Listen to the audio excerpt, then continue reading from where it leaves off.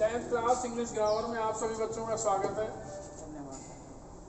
और आपको हम ये सूचना और दे दें पढ़ाने से पहले कि यदि आप अपने सब्जेक्ट में कुछ समझना चाहते हैं, मार्गदर्शन लेना चाहते हैं, तो हमारे PDF द्वारा और इस चैनल के द्वारा एक अनुमति पत्र जो हमें उत्तर प्रदेश सरकार के द्वारा मिला है बच्चों के हित में, वो जारी किया गया है। उसे भर के आप विद्यालय में जमा कर दें, जिससे गार्जियन को भी नॉलेज में रहे कि आप उनकी मर्जी से आ रहे हैं और आप पढ़ना चाहते हैं। और उसे जमा करने के बाद आप किसी भी सब्जेक्ट में 8 बजे से लेकर 11 बजे के बीच में मार्गदर्शन ले सकते हैं। ये जितना ही प्रो फार्मा है वो आपके PDF पे और चैनल पे डाल दिया गया, उसे भर के कॉलेज में जमा कर दें विद इन टाइम। तो आइए देखते हैं कि इंग्लिश के पेपर में 2 पार्ट होते हैं, सेक्शन A और सेक्शन B।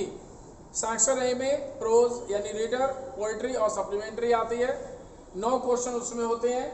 10वां क्वेश्चन आते ही सेक्शन बदल जाता है, B यानी कि ग्रामर पार्ट शुरू होता है। इसका जो पहला था 10 का पहला क्वेश्चन, वो था आपका रीऑर्डरिंग का, जो हमने पढ़ाई है, आपको मिली भी होगी, आप ध्यान से पढ़ें उसे। और 10 का दूसरा क्वेश्चन शुरू होता है चेंज द सेंटेंस। सेंटेंस दिया गया होगा, उसे आपने चेंज करना है।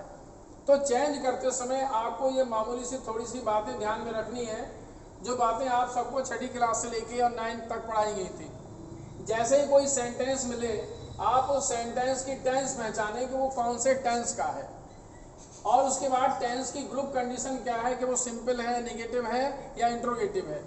इतना करने के बाद ये देखें आप कि उस टेंस की हेल्पिंग वर्ब क्या है, और ये हेल्पिंग वर्ब आपको सिंपल में नहीं, आपको नेगेटिव सेंटेंस से मिलनी शुरू हो जाएगी।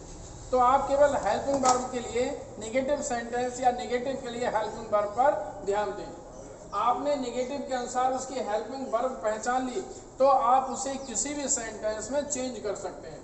All changes depend only helping verb. केवल हेल्पिंग वर्ब ही ऐसी होती है जो कि बताती है कि वो कौन से टेंस का है। एग्जाम्पल के लिए हमने यहाँ पर सेंटेंस लिया है, सुशांत लिव्स इन मुंबई। सुशांत नाम का कोई लड़का, क्योंकि एस लगा हुआ वर्ब में, क्योंकि सुशांत अकेला है तो प्रेजेंट इंडेफिनिट का है, इसलिए एस लगा है। सुशांत बंबई में रहता है।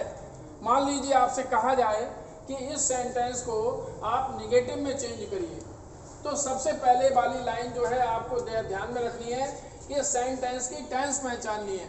अब टेंस कैसे पहचानेंगे? सुशांत अकेला है और वर्ब की फर्स्ट फॉर्म में एस लगा हुआ है, तो जाहिर है कि ये प्रेजेंट इंडेफिनिट का कोई सेंटेंस है। इसके नेगेटिव में जाने के लिए आपको सब्जेक्ट जो का त्यों लिखना पड़ेगा।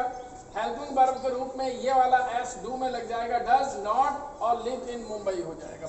मान लीजिए इस सेंटेंस को आपको इंट्रोगेटिव में बदलने के लिए कहा जाए, तो हेल्पिंग वर्ब जैसा कि कहा गया था कि ग्रुप की कंडीशन क्या है, हेल्पिंग वर्ब क्या है, तो हेल्पिंग वर्ब के आधार पे इस डज, क्योंकि एक वचन है, सिंगुलर है, इसे उठा के आप शुरू में लाएंगे। इसके बाद आप सब्जेक्ट लिखेंगे, वर्ब की फर्स्ट फॉर्म लगाएंगे। यहाँ वर्ब की फर्स्ट फॉर्म में एस लगा हुआ था क्योंकि यहाँ पर कोई भी हेल्पिंग वर्ब नहीं थी। इसके अलावा यहाँ नहीं है क्योंकि ये एस डज में चला गया, इसलिए बार बार एस का प्रयोग नहीं करेंगे।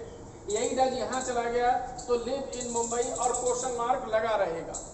इसके बाद अगर कहा जाए कि इंट्रोगेटिव का नेगेटिव बनाइए, तो इस तरीके से कंडीशन बनेगी, पहले हेल्पिंग वर्ब, उसके बाद सब्जेक्ट, नॉट अपनी जगह से हटेगा नहीं, बाकी सब जो का तो वर्ब की फर्स्ट फॉर्म और लास्ट में क्वेश्चन मार्क। यदि आपसे कहा जाए कि डबल इंट्रोगेटिव बनाइए, तो डबल इंट्रोगेटिव के लिए आप अपनी तरफ से WH वाला कोई शब्द लगा दीजिए। यहाँ वाई लगा हुआ है, यानी क्यों, वाई डज सुशांत और लिव इन मुंबई, लास्ट में क्वेश्चन मार्क। अगर आपसे कहा जाए कि डबल इंट्रोगेटिव का नेगेटिव बनाइए, तो वाई डज और सुशांत और नॉट, जो का तो नॉट आ रहा है, लिव अपनी जगह पे है, और इन मुंबई और लास्ट में क्वेश्चन मार्क। यदि आपको इनमें से कोई परेशानी पड़ती है तो बार बार आप ये 4 रूल पढ़ लीजिए। इन 4 रूल को पढ़ने के बाद आप कोई से भी सेंटेंस को जैसा पूछा जाए, बताया जाए, इंस्ट्रक्शन दिया जाए, उसमें आप चेंज कर सकते हो। That's all.